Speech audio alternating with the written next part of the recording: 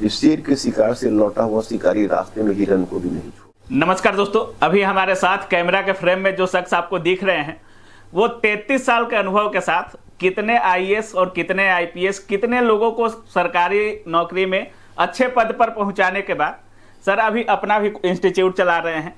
और मणिकांत सर हमारे साथ हैं, मतलब परिचय के मोहताज नहीं है। कोई भी ऐसा शिक्षा जगत का वो मतलब चेहरा नहीं होगा जो सर को नहीं जानता होगा। चाहे वो आज स्टूडेंट अगर कदम रख रहा हो यूपीएससी में, बीपीएससी में, स्टेट एग्जाम, अदर जितने भी स्टेट में एग्जाम होते हो, पीसीएस को, सारे बच्चे सर को फॉलो करते हैं। और कोई ऐसा दूसरे कोचिंग में भी पढ़ते हैं छात्र, तो सर का वीडियो जरूर देखते होंगे। और अभी हमारे साथ सर हैं और सारी चीज़ों पर बात करेंगे। यूपीएससी क्रैक करना है तो कैसे करना है, बीपीएससी पढ़ना है तो कैसे पढ़ना है, हिंदी मीडियम के रिजल्ट अगर कम आ रहे हैं तो क्यों आ रहे हैं, टेस्ट सीरीज लगाना है तो कैसे लगाना है, सारी चीज़ों पर सर से बात करेंगे। तो पूरा वीडियो आप लोग जरूर देखिएगा। सबसे पहले सर स्वागत है आपका। Thank you sir. बहुत दिनों का एक्सपीरियंस है आपको और पूरे मार्केट को आप अच्छी तरीके से, अगर देखा जाए यूपीएससी हो या स्टेट पीसीएस एग्जाम हो, पूरे अच्छे तरीके से समझ रहे होंगे सर। सर पहली ही बात ये है कि इस समय हिंदी मीडियम के छात्रों का रिजल्ट थोड़ा कम हो रहा है सर। और हिंदी मीडियम वाले अगर शुरुआत भी कर रहे हैं तो एक डर सा बना रह रहा है कि मेरा रिजल्ट होगा कि नहीं होगा। इसको लेकर क्या कुछ बोलिए। एक्चुअली मैंने कई प्लेटफॉर्म पर कई लोगों को आपके इस पॉपुलर क्वेश्चन का जवाब दे चुका हूँ। मैं हिंदी और इंग्लिश मीडियम दोनों स्टूडेंट्स के टच में रहता हूँ। हालांकि यूनिवर्सली इंग्लिश मीडियम के बच्चे भी, ऐसा नहीं कि सारे बच्चे अच्छे कर लेते हैं, लेकिन हिंदी मीडियम के बच्चों के साथ एक खास बात यह होती है, जो आपने देखा होगा अपनी सोसाइटी में है, एक सोशियोलॉजिकल डिवीजन है। जैसे जो हिंदी मीडियम के बच्चे होते हैं, नॉर्मली देखिएगा क्लास 10th के बाद इंग्लिश मीडियम के बहुत सारे बच्चे या तो कुछ बहुत अच्छी यूनिवर्सिटी में चले जाते हैं या फिर टेक्निकल एजुकेशन में चले जाते हैं, और फिर वो लौट कर आते हैं शिक्षा में, तो फिर वो इंग्लिश मीडियम में लौटते हैं। हमारे हिंदी मीडियम के जो स्टूडेंट्स हैं वो नॉर्मली यहाँ से जाते हैं तो बीमारू स्टेट्स के यूनिवर्सिटी पैटर्न में चले जाते हैं, जहाँ पर आपको खूब पता है कॉलेज में क्या पढ़ाई होती है। बिल्कुल बिल्कुल। 2-2 साल तक कुछ भी पढ़ाई नहीं होती, ना उनको कुछ सोचना, ना कुछ बोलना, ना कुछ पढ़ना सिखाया जाता है। 3 साल की डिग्री 5 साल 4 साल। बिल्कुल। तो दिमाग उनका क्या होता है, स्टैटिक अवस्था में हो जाता है। और जो इंग्लिश मीडियम के बच्चे, उनका दिमाग एक्टिव हालत में होता है। तो जब वो अपने अपने फिर एजुकेशन में लौटते हैं, तो हम तो दोनों बच्चों से डील करते हैं, तो इनको एक्टिवेट करने में बहुत ज्यादा टाइम लग जाता है। और जो हिंदी मीडियम के बच्चे हैं वो मेहनती बहुत ज्यादा होते हैं, और दुर्भाग्य यह है कि कहीं पर सही शिक्षा नहीं मिल पाती है।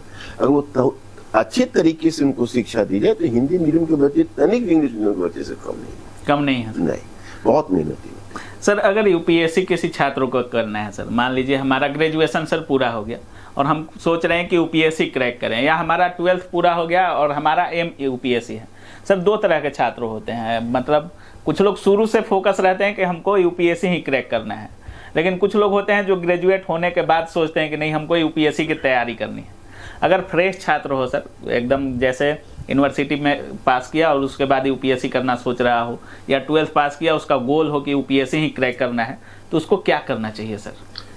देखिए, उसको तो जो भी स्टूडेंट जैसे पहले से कुछ वर्क कर रहा है, जैसे अब मेरा कहने का ये मतलब है, थोड़ा सा कॉन्स यूनिवर्सिटी में अगर वो है तो जाहिर है कि वो थोड़ा सा न्यूज़पेपर के टच में रहेगा, थोड़ा सा दुनिया एंड भारत कैसे बदल रहा है, इंडिया कैसे चेंज कर रहा है, उस पर नजर रखता है। तो ऐसे स्टूडेंट्स को भी 2 साल की कराचूर तैयारी चाहिए। 2 साल 2 इयर्स, क्योंकि ये स्काई द लिमिट। सब्जेक्ट को देखिए ना, इतने सारे सब्जेक्ट और रेंज ऑफ क्वेश्चंस को देखिए। जो स्टूडेंट्स पिछले 10 to 12 ईयर्स में नहीं पढ़ पाते, वो उनको यहाँ 1 साल में पढ़ना पड़ता है। तो इतना सारा, आप ठीक है आपकी स्पीड कितनी भी बढ़िया हो, अच्छी गाइडलाइन हो, लेकिन क्वांटिटी भी तो एक चीज है। How will you overcome quantity? उतने क्वांटिटी की पढ़ाई करके पचाने के लिए, और मेरे शब्दों में आप मेरा एक शब्द सुनेंगे, बार बार कभी सुना होगा मेरे चैनल से, बौद्धिक जुगाली। मतलब आप जैसे कुतर लेते हो, वो भूल जाओगे, आप लिख नहीं पाओगे, क्योंकि क्वेश्चन डायरेक्ट होता नहीं है यूनिवर्सिटी की तरह। तो आपको उसको पचाना पड़ेगा। तो आपको तो कम से कम सिलेबस समाप्त होने के बाद 3 से 4 महीने उसको बौद्धिक जुगाली करने के लिए चाहिए। अगर 6 मंथ्स हो जाए तो और भी बेहतर है। 1.5 महीने में आप सिलेबस समाप्त करिए और 6 महीने में बौद्धिक जुगाली करिए। मतलब बार बार रिवीजन करते रहिए, बार बार रिवीजन करिए, उसको लिखिए, रिवीजन करिए, डिफरेंट टाइप ऑफ क्वेश्चन को देखिए, क्वेश्चन पर सोचिए, लिंक करिए चीजों को, एक से दूसरे को लिंक करके दिमाग में एक स्ट्रक्चर बनाइए कि क्वेश्चन अननोन आएगा, एक टॉपिक से वो 50 डायमेंशंस खोल सकते हैं। मतलब खुद से ही क्वेश्चन बनाने हैं और खुद से ही सब नहीं, प्रीवियस ईयर के क्वेश्चंस पर आप करिए, आपको एक्सपीरियंस हो जाएगा कि रेंज ऑफ क्वेश्चन क्या होता है। कितने दिनों का प्रीवियस? जैसे अगर आप यूपीएससी में है तो 2013 के बाद ले लीजिए, क्योंकि सिलेबस वहीं से चेंज हुआ है, तो नया पैटर्न तो आपको 2013 के बाद मिलेगा। एंड रिसेंट में जो 4 to 5 इयर्स के जो क्वेश्चंस हैं, you have to be more serious on those questions, that is better. अच्छा सर, यूपीएससी के छात्र कुछ ऐसे भी होते हैं जिनका प्लान बी होता है स्टेट पीसीएस, जैसे बिहार में लोग बीपीएससी देते हैं, यूपी में यूपी पीसीएस, तो बहुत सारे यूपीएससी के छात्र प्लान बी के तौर पे उसको रखते हैं और लगभग परीक्षा सारी परीक्षाओं को देते हैं। दोनों में अंतर क्या है सर? अगर हमारा गोल यूपीएससी है तो अगर हमको स्टेट पीसीएस भी देना है, अंतर देखते हैं सर स्टेट पीसीएस में और यूपीएससी में, आयोग वाइज या स्टूडेंट वाइज? देखिए, 3 स्तर पर फर्क है। तैयारी के स्तर पर थोड़ा सा फर्क है, थोड़ा सा, मोर और लेस, लेकिन मुख्य फर्क वहां कॉपी एग्जामिन होने का स्तर पर है और जो स्टूडेंट्स का रेंज ऑफ नॉलेज होता है वहां थोड़ा फर्क आ जाता है। अगर किसी स्टूडेंट को स्टेट और यूपीएससी दोनों देना है या दोनों उसके ऑब्जेक्टिव में शामिल है, तो मैं उसे सजेस्ट करूंगा पहले यूपीएससी का प्रिपरेशन करें। एक कहावत आपने सुनी होगी कि शेर के शिकार से लौटा हुआ शिकारी रास्ते में हिरन को भी नहीं छोड़ता है। फिर से सर एक बार थोड़ा सा। शेर के शिकार से लौटा हुआ शिकारी रास्ते में हिरन को भी नहीं छोड़ता है। अच्छा, तो अगर आपको हिरन और शेर दोनों का शिकार करना है तो आप पहले हिरन के शिकार पर प्रैक्टिस करेंगे, तो शेर के शिकार के रेंज पर पहुंचने में आपको बहुत ज्यादा टाइम लग जाएगा और ये उल्टी यात्रा आपकी होगी। आप शेर के शिकार से तैयारी शुरू करें, तब आइए हिरन के शिकार। तो यूपीएससी का एक स्टैंडर्ड है, उसमें क्वेश्चन के स्तर बहुत इन्फेरेंशियल होते हैं। इन्फेरेंशियल का मतलब है जो क्वेश्चन होगा वो दिखेगा नहीं, वो बहुत डाइवर्सिफाइड उसका रेंज होता है, क्वेश्चन का रेंज ऑफ क्वेश्चंस भी ज्यादा होता है और क्वेश्चन का नेचर भी ज्यादा कॉम्प्लिकेटेड होता है। उस पर आप प्रैक्टिस किए हुए रहेंगे तो बीपीएससी के क्वेश्चन आपको फुलझड़ी की तरफ प्रतीत होगा और समझ तो आपको दोनों में चाहिए। तो यूपीएससी की समझ से अगर बीपीएससी के क्वेश्चन को आप सॉल्व करते हैं तो वहां के लोकल स्टूडेंट से तो आप एज तुरंत ले जाएंगे। अब रह गई सिर्फ स्टेट में, आपको उस स्टेट का स्पेसिफिक कुछ स्पेशलाइज पढ़ना पड़ेगा, वो आपके 1 से 2 महीने की खुराक है, 1 महीने में उसको रिवीजन करना।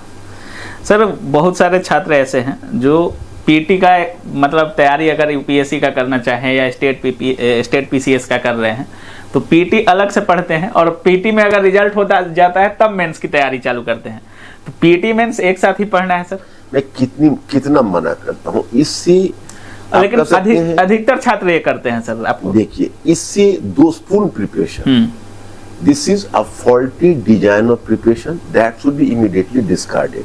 पहली बात तो मैं आपको बता दूं, अगर आप प्रीलिम्स से मेंस की तरफ पढ़ते हैं तो ना तो प्रीलिम्स होगा ना मेंस होगा, क्योंकि देखिए प्रीलिम्स क्या होता है, जब आप मेंस रूपी जाल फेंकते हैं तो प्रीलिम्स रूपी मछली फंसती है।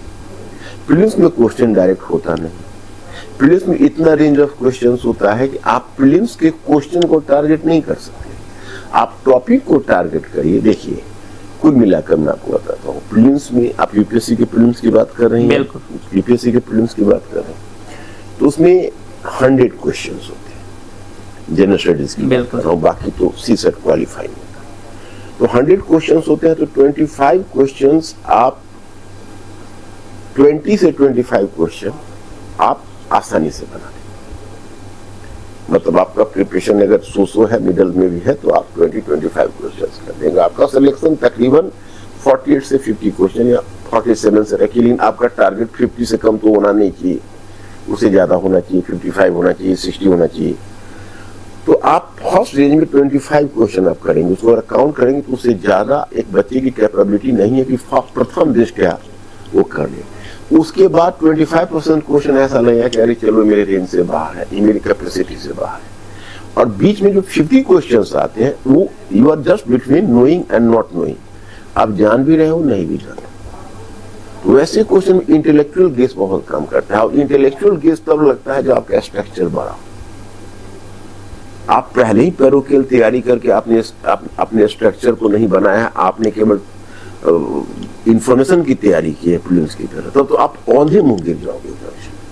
मतलब अगर तैयारी करना हो तो पीटी हो या मेंस? नहीं, मेंस के साथ प्रीलिम्स की तैयारी, दोनों एक साथ। और हाँ यस, आप मेंस का प्रिपरेशन करिए and then do the supplementary work of prelims simultaneously, that is better fun. अगर आप भूल से भी प्रीलिम्स की तैयारी में अकेला प्रीलिम्स का मतलब प्रीलिम्स की तैयारी ही मेंस की तैयारी होती है। मैंने तो 1993 से लेकर 2011 तक ऑप्शनल हिस्ट्री में हमें याद है तब प्रीलिम्स हुआ करता था। बिल्कुल। जितने भी स्टूडेंट्स हैं, जितने आप केवल बिहार की बात न करिए, यूपी, एमपी, राजस्थान, जहां के भी स्टूडेंट्स हो, इवन साउथ इंडिया के भी बच्चे जिनका क्रॉनिक होता था, खासकर प्रीलिम्स नहीं निकलता था, वो 2-2, 3-3 साल प्रीलिम्स फेल करने के बाद हमारे पास आते थे और हम उनको क्वालिफाई करवा देते, क्योंकि मैं जानता था कि उनको पढ़ने में दोष कहाँ है। मेंस तक की पढ़ाई नहीं कर पाते। नहीं, हम उस प्रीलिम्स की प्रिपरेशन में स्ट्रक्चर बनाते थे। स्ट्रक्चर बनाओ, अंडरस्टैंडिंग बनाओ, और इंफॉर्मेशन को अंडरस्टैंडिंग के बीच में रखो। आप अगर अकेला इंफॉर्मेशन लोगे तो न इंफॉर्मेशन रह जाएगा, न अंडरस्टैंडिंग बन पाएगी। बिल्कुल सर। और भी जैसे फ्रेश छात्र होते हैं और कुछ छात्र ऐसे होते हैं जो एग्जाम दे चुके हैं, उनको एक्सपीरियंस भी होता है कि हम कहाँ गलती कर रहे हैं, नहीं कर रहे हैं। कुछ फ्रेश छात्र भी होते हैं, जैसे वो लोग टेस्ट सीरीज वगैरह देते रहते हैं। सर, दोनों में गलतियां ऐसी कौन सी हैं जो दोनों छात्र करते हैं? एग्जाम में ऐसी कौन सी गलतियां हैं जो छात्र बार बार छोटी छोटी गलतियां करके आ जाते हैं? देखिए, हम लोग प्राय आपस में बात करते हैं, हमारी जो टीम है, हमारी मैनेजमेंट टीम है, तो सबसे बड़ी चीज है जो मैंने महसूस किया है कि यूपीएससी की प्रिपरेशन या हो बीपीएससी की प्रिपरेशन की जो प्रचलित परंपरा चली आ रही, वह परंपरा समाप्त होनी चाहिए। अब समाप्त हो जानी चाहिए। हाँ, एक वो समाप्त होनी चाहिए। पूछिए क्यों सर? इसलिए कि एग्जामिनेशन का पैटर्न बदल गया। ऑप्शनल हट गया, जनरल स्टडीज लागू हो गया स्टेट में। यूपीएससी में ऑप्शनल एक ऑप्शनल है, जनरल स्टडीज का वेटेज दिया हुआ है। ऑप्शनल बड़ा डिसाइसिव फैक्टर प्ले करता है। रेंज ऑफ क्वेश्चन बदल गए, क्वेश्चन के तरीके बदल गए, डिजाइन बदल गए, सब कुछ बदल गया। एक चीज नहीं बदला, न तो पुराना टीचिंग पैटर्न, न पढ़ने का पैटर्न।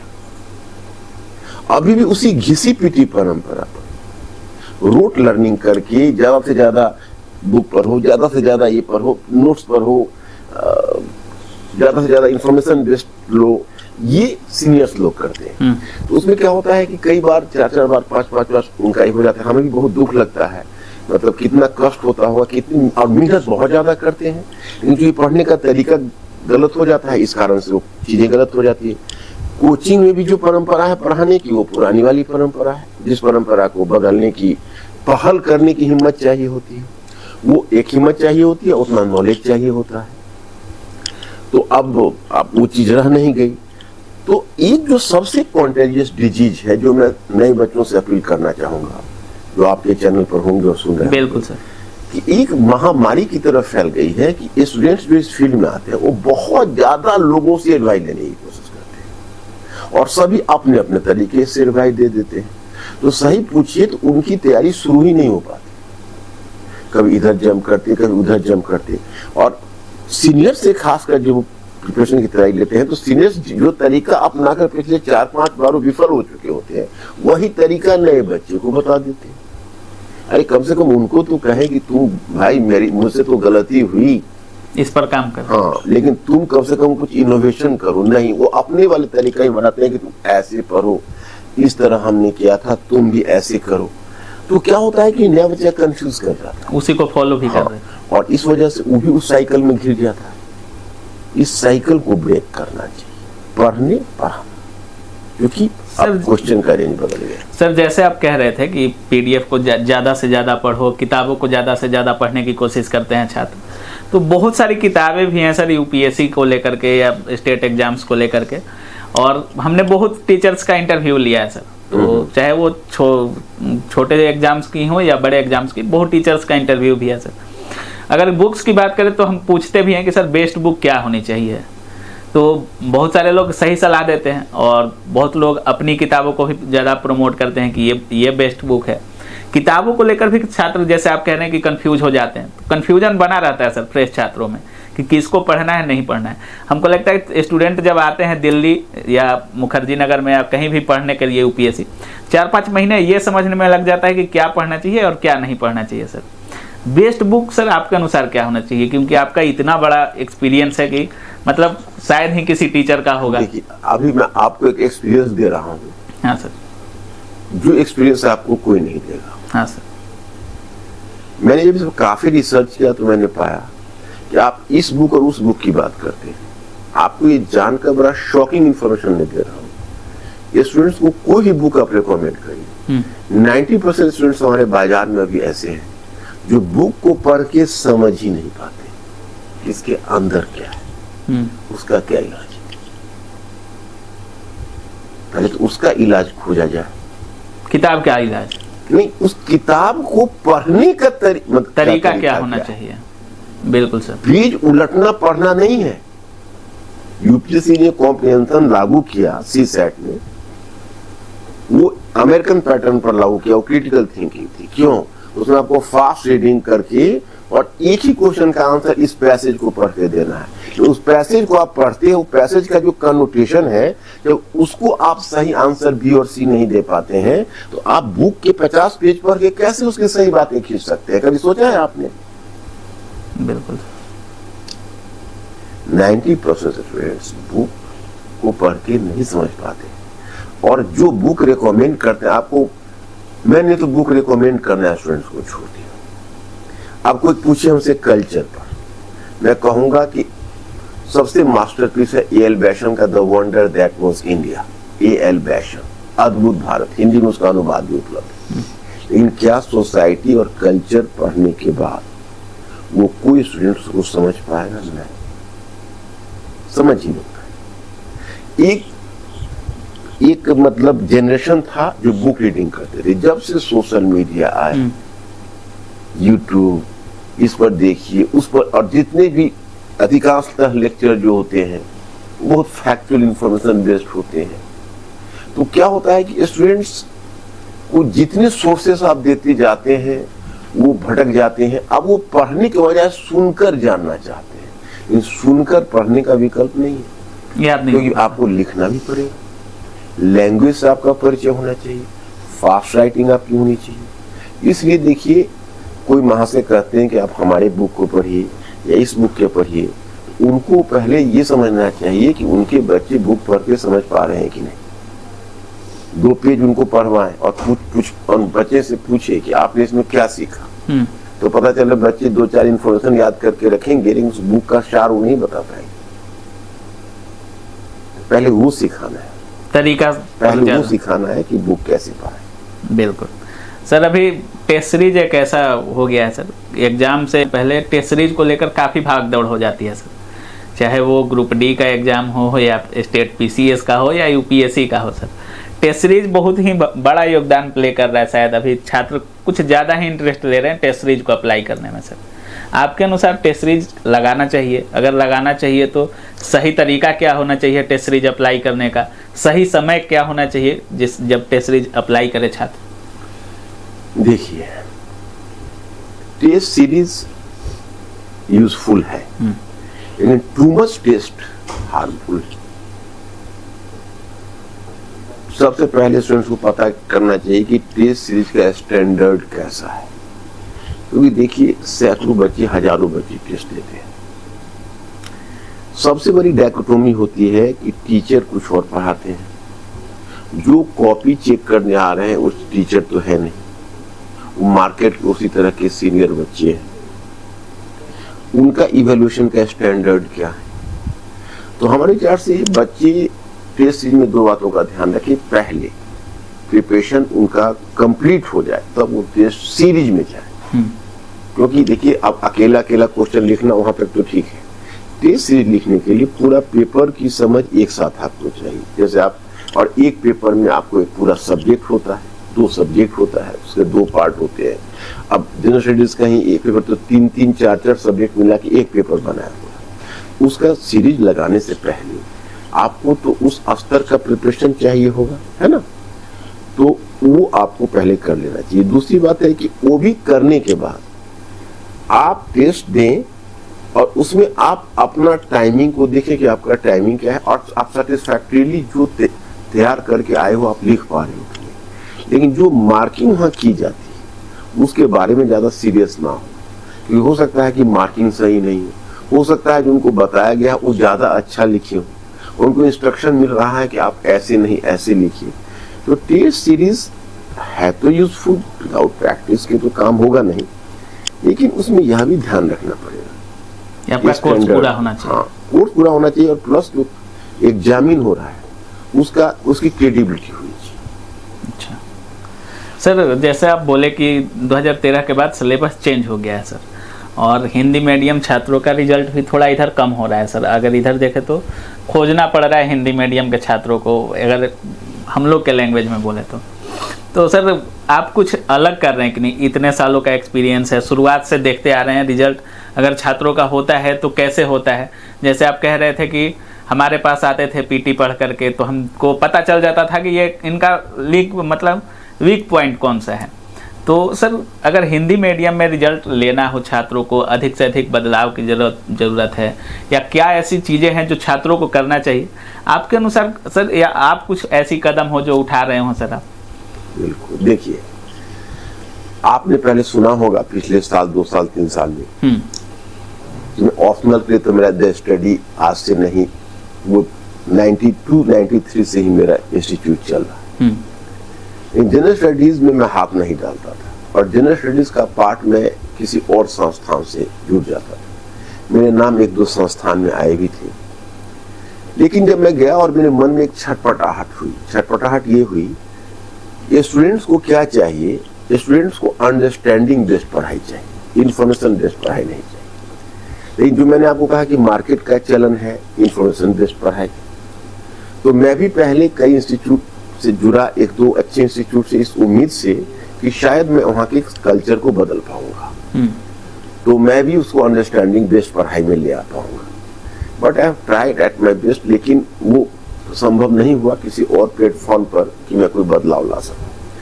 तो मैंने अपने इस बात का पूर्ण डिटर्मिनेशन के साथ हमने अपना जनरल स्टडीज इंट्रोड्यूस किया, और एक टीम ऑफ टीचर्स को हमने उसी के आधार पर तैयार किया, एक टीम ऑफ टीचर्स को, एक टीम ऑफ कंटेंट को।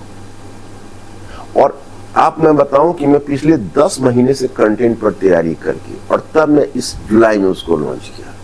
उसमें मैंने 3 स्तर का कोर्स रखा, बेसिक फाउंडेशन, जो मैंने उन बच्चों को ध्यान में रखा जो पढ़कर नहीं समझ पाते, अच्छा, जो कोर्स में घुसने से पहले कुछ प्रिपरेटिव प्रिपरेशन रखते हैं, तो उसको हमने बेसिक फाउंडेशन का कोर्स बनाया।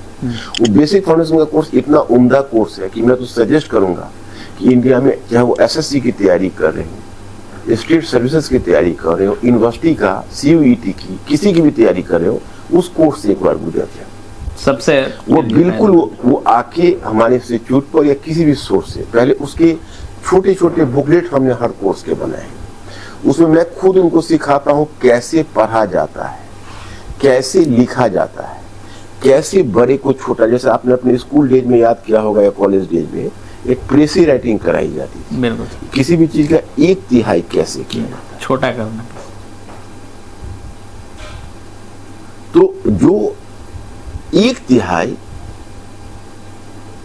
वो हमने प्रैक्टिस बच्चों को करवानी शुरू कर दी, ताकि बच्चे उसको फॉलो करें। और उसके बाद बच्चे का जब वो स्टेज पार कर जाता है तब उसको हम एडवांस स्टेज में लाते हैं, फिर एक सुपर स्टेज हमने रखा हुआ है। ये 3 स्टेज पार करने के बाद स्टूडेंट्स को फेल नहीं करना चाहिए। आपने कहा कि आपने कुछ एफर्ट्स लगाया, हमने पूरा एफर्ट्स लगा दिया, हमारी पूरी फैमिली इसमें लगी हुई है, पूरा रिसोर्सेस लगा हुआ है, हर कुछ लगा हुआ है।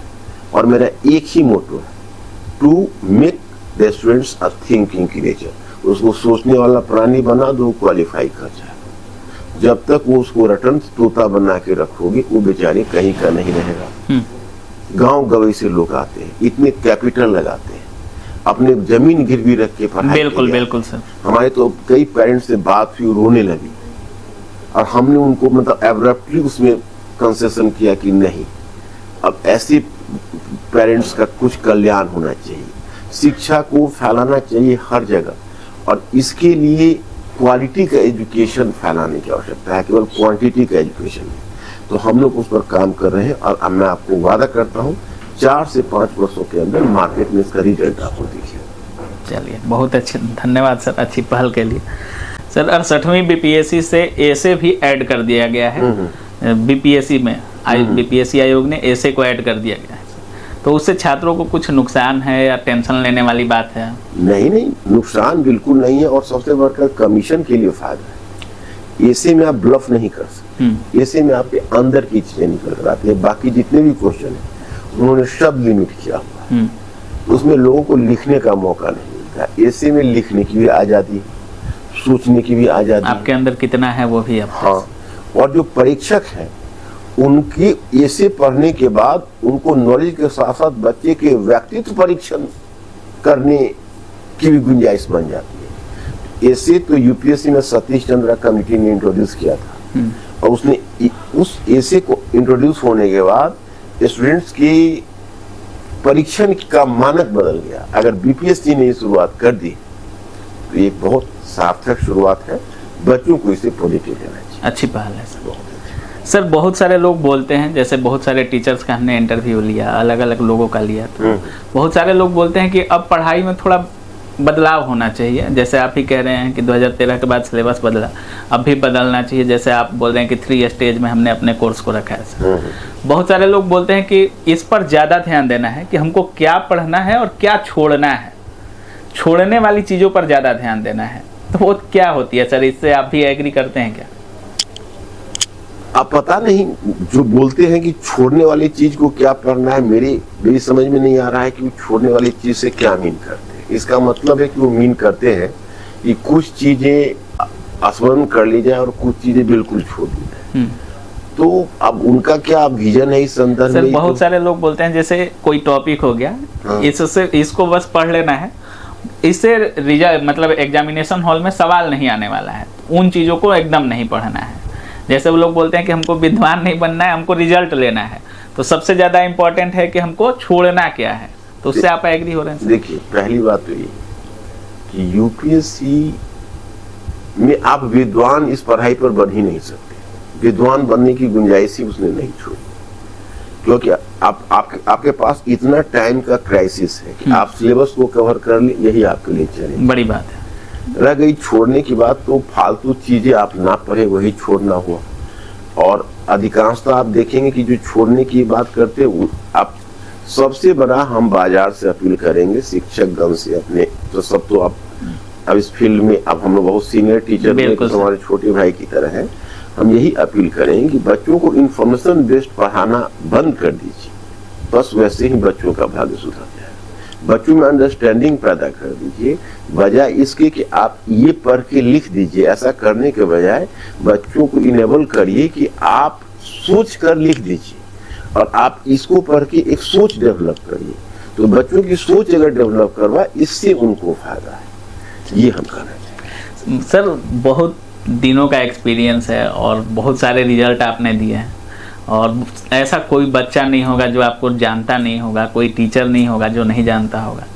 मतलब टीचिंग इंडस्ट्री का हर एक आदमी, हमको लगता है कि आपका नाम तो ज़रूर सुना होगा सर। लेकिन बाकी टीचर्स के मुकाबले आप लाइमलाइट से थोड़ा दूर रहते हैं, सोशल मीडिया से थोड़ा, हमको लगता है कि आप कटे कटे से रहते हैं सर। पसंद नहीं है सोशल मीडिया, या ज़्यादा दिखावा नहीं करना चाहते हैं? देखिए, हम फेसबुक पर भी नहीं, इन चीजों पर नहीं। मुझे आने से पहले हम फेसबुक पे सर्च भी किए थे सर। तो दो बातें हैं, एक बात है कि मेरे पास समय नहीं होता है, या तो हम क्लास में होते हैं या क्लास से बाहर होते हैं तो खुद पढ़ते रहते हैं, या फिर जो अपना डेली रूटीन है खाने का सोने का उसमें टाइम जाता है, तो उसके बाद हमारे पास टाइम नहीं बचता है कि मैं किसी को सोशल मीडिया पर कोई जवाब दे सकूं, फेसबुक हो या कोई भी इस तरह की चीजें। दूसरी बात यह है कि मैं मानकर चलता हूं कि हमारे पास बच्चों के लिए काम की चीजें ही डिलीवर करने के लिए काफी है। जैसे आप देखेंगे मैं जो भी लेक्चर मेरे यूट्यूब पर तो मैं प्रेजेंट रहता हूँ, वहां पर मेरा प्रेजेंस आपको दिखेगा, लेकिन मैं कुछ लेक्चर के साथ होऊंगा जो हाँ बच्चों की कोई अंडरस्टैंडिंग डेवलप करें। तो मेरे पास काम की चीजें ही समाप्त नहीं हो पाती है कि बैठ के मैं अपने जीवन के बारे में उनको झलक दूं। मुझे लगता है कि उनको डाइवर्ट करना हो। वो लोग स्टूडेंट सन्यासी होते हैं, they have to lead an aesthetic life. उनमें मैं दिखाऊं कि चलो मैं इस गाड़ी से उतर रहा हूँ, मैं अमुक जगह छुट्टियां मना रहा हूँ, मैं अपने फैमिली के साथ अमुक जगह, मैं ये खा रहा हूँ, ये उनको क्या संदेश देना चाहता है, उनको डाइवर्ट करना चाहते हैं। अरे वो तो सन्यासी है, उनको तो सन्यासी की तरह जीने दो। जब सक्सेसफुल होंगे तो खुद ही दुनिया को देख लेंगे। बिल्कुल, और बहुत अच्छी सोच भी है सर आपकी।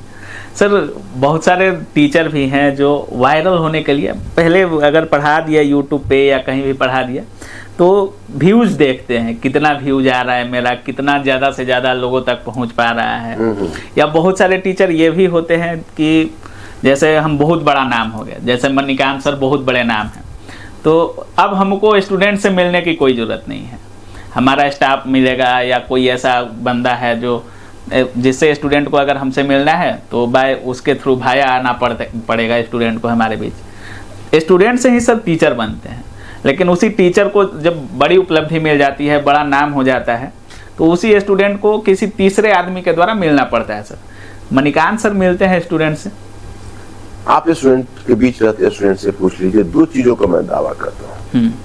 एक कि स्टूडेंट के सामने में हमेशा एक्सेस रहता हूँ, ये आपको स्टूडेंट बताएंगे।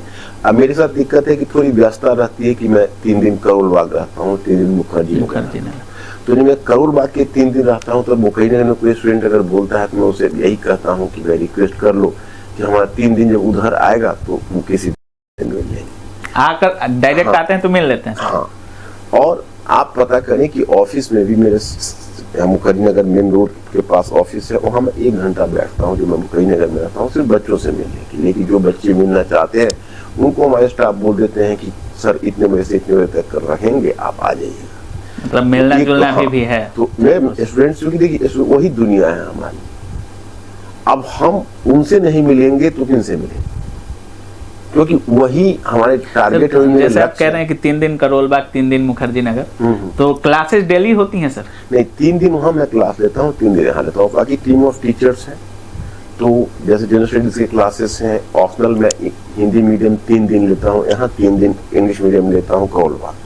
तो वही मेरा है, मैंने बच्चों से इस तरह कमिटमेंट किया हुआ है, क्योंकि दोनों मीडियम के स्टूडेंट्स को देखना पड़ता है और मैं इंसान तो एक ही हूँ। फिर वहाँ भी क्लास हमारा इंग्लिश मीडियम में जीएस का चलता है, यहाँ भी हिंदी मीडियम में जीएस का चलता है, तो मैं दोनों जगह प्रेजेंस बनाए हुए।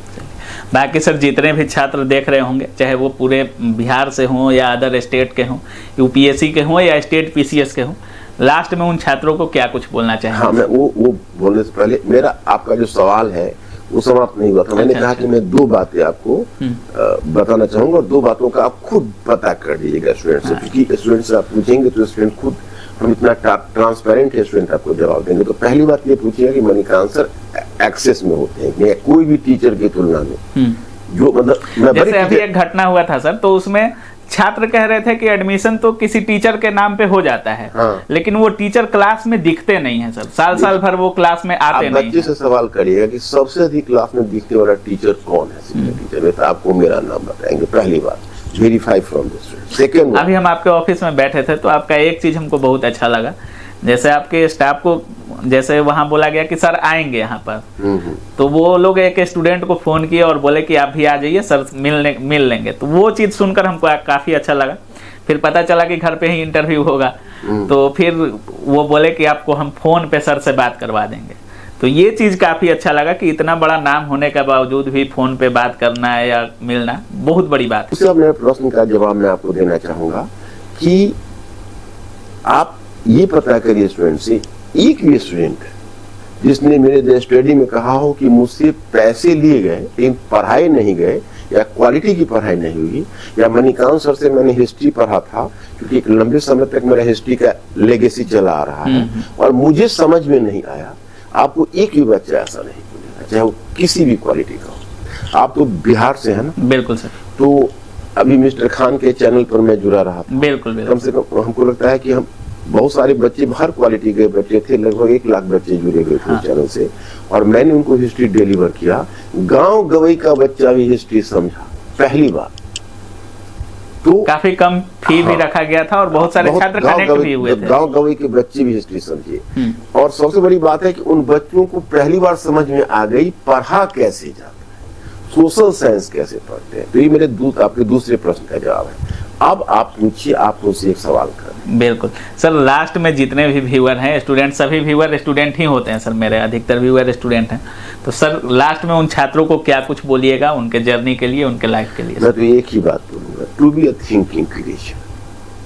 अगर आपको एग्जाम में सफल होना तो आप डायरेक्ट क्वेश्चन पर टारगेट करने के बजाय आप अपनी अंडरस्टैंडिंग को डेवलप करिए और उसके बाद क्वेश्चन पर टारगेट करिए।